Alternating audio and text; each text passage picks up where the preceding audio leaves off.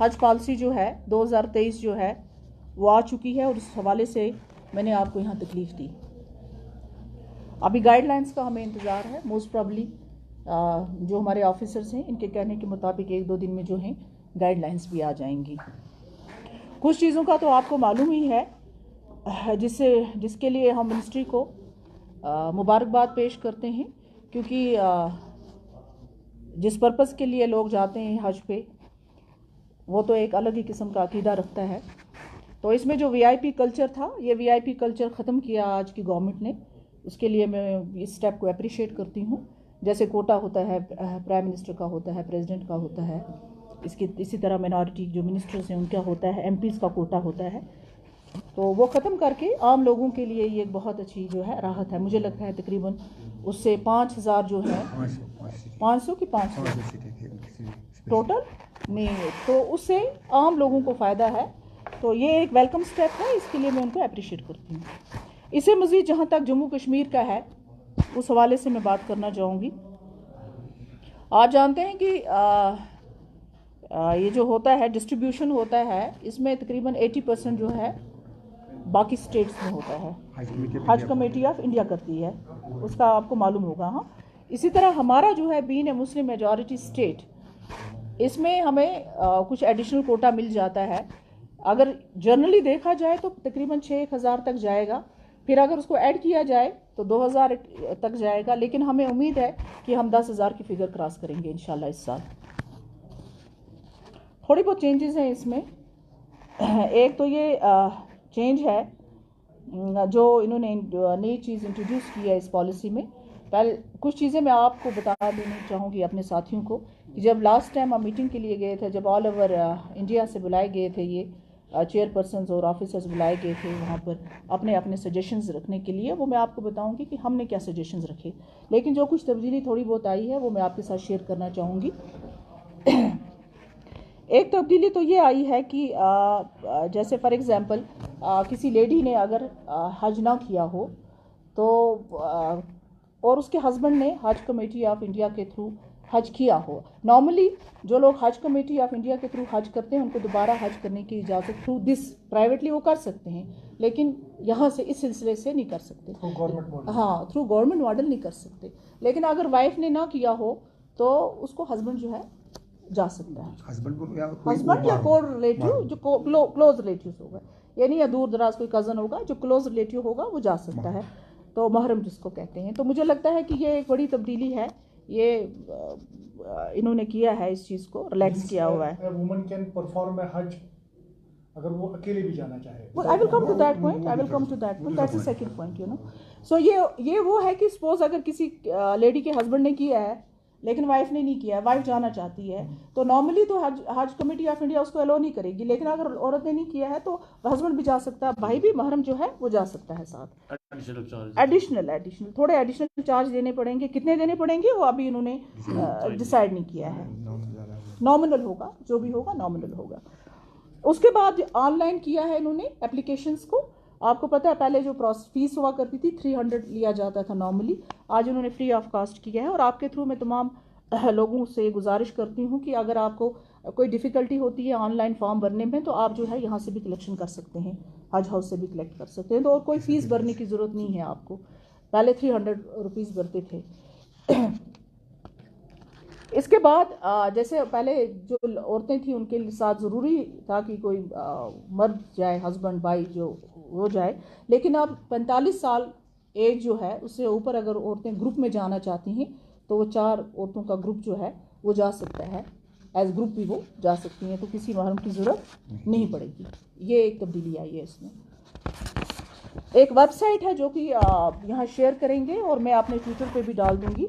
उसमें www.hajcommittee.government.in आप इसे फॉर्म डाउनलोड कर सकते हैं।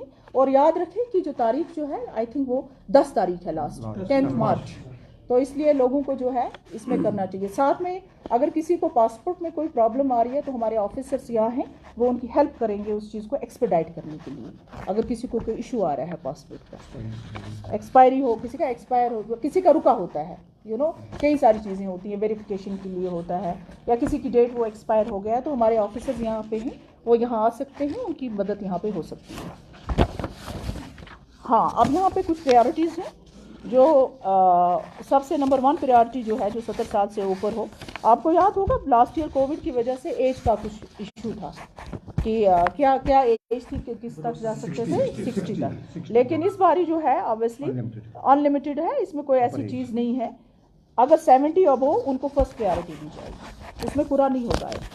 इसके बाद नंबर 2 जो है सेकंड लिस्ट में जो आता है वो लेडीज़ आती हैं, फिर विदाउट दिस जिसका महरम ना हो साथ, उसको नंबर सेकंड प्रायोरिटी विदाउट कुरा होगा। Then comes the general category. तो इस तरह से कैटेगराइज किया गया है इसको। पहले आपको पैसा देना पड़ता था, प्राइवेट लैब जाना पड़ता था टेस्ट के लिए। अब मुझे लगता है आपने जो किया होगा वैक्सीनेशन, वो सर्टिफिकेट जो होगी वैलिड होगी। इससे मज़ीद भी अगर कुछ होगा तो गवर्नमेंट के थ्रू हो जाएगा, आपको पे करने की ज़रूरत नहीं है। RT-PCR आपको पता है ना कोविड के रिलेटेड है, अगर करना पड़ा तो वो फैसिलिटी आपको गवर्नमेंट प्रोवाइड करेगी। एक और चीज़ आपको बता दूं मैं आपको कि हमने कुछ इश्यूज़ रेज़ किए हैं जो मैंने आपसे कहा कि मैं आपसे शेयर करूंगी, लेकिन पर्पज़ क्या है? पर्पज़ ये था जो हमने मिनिस्ट्री के सामने भी बात रखने की कोशिश की। हमारे यहाँ जो है, मैं जम्मू कश्मीर की बात करूँगी तो पिछले 3 साल तक ना कोई कमेटी थी, ना कोई चेयरपर्सन था। आपको पता होगा कि 3 साल के बाद जो है ये प्रोसेस शुरू हुआ। तो मैं और मेरे जो साथी हैं इंक्लूडिंग अवर ऑफिसर्स, हमने अपनी तरफ से भी गवर्नमेंट ऑफ इंडिया के सामने बहुत सारी बातें रखी जो मैं अभी आपके साथ शेयर करूँगी।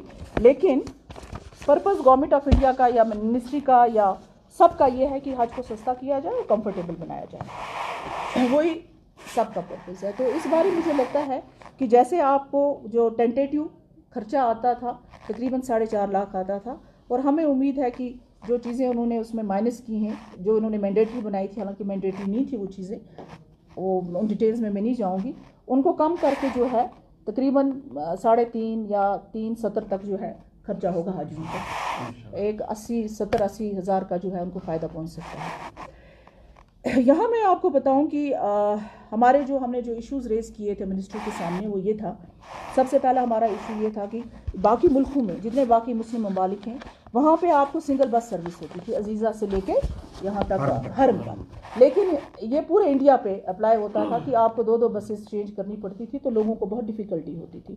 तो हमने बड़ा एम्फेसाइज़ किया इस चीज़ पे, और हमने रिक्वेस्ट किया कि जिस तरह बाकी मुस्लिम ममालिक हैं इसी तरह हमारे भी है कि 1 बस सर्विस होनी चाहिए। तो मुझे लगता है कि उसको गवर्नमेंट कंसिडर कर रही है।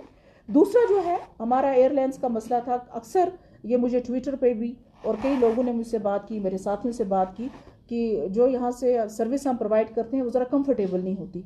तो हमने कहा कि जिस तरह बाकी आप इंडिया में जो सर्विस प्रोवाइड करते हैं वो सर्विस हमें दीजिए, एयर सर्विस, क्योंकि हाजी तो पे करता है इसके लिए, लेकिन अगर कंफर्टेबल नहीं होगा, लंबा सफ़र है, तो कोई इसका फ़ायदा नहीं है। मुझे लगता है कि उसको भी कंसिडर किया जाएगा। उससे मज़ीद जो है जो किराया लगता है, एयर फेयर जो लगता है, वो थोड़ा कश्मीर के लिए थोड़ा सा ज़्यादा था, वो भी हमने उनको रेज़ किया। मुझे लगता है, मुझे उम्मीद है कि उसको कंसिडर किया जाएगा। और ये जो चीज़ें थी मैं जम्मू कश्मीर के हवाले से हमने रखी उनके सामने। 1-2 चीज़ें और हैं कि इस बारी जैसे यहाँ से हमारे बहुत सारे खुदामुल हजाज जाते हैं, उसमें अभी थोड़ा सा क्लैरिटी की ज़रूरत है। आई थिंक गाइडलाइंस में क्लैरिटी हो जाएगी, लेकिन गवर्नमेंट ने एक अच्छा इनिशिएटिव ये लिया है कि डायरेक्टर लेवल का आदमी जो है वो जाएगा उनके साथ, वहाँ उनकी एक्टिविटीज़ प्लस हाजीज़ जो हैं उनको वहाँ पर प्रॉपर फैसिलिटीज़ मिल रही हैं कि नहीं, उन दोनों चीज़ों को जो है मॉनिटर करेंगे।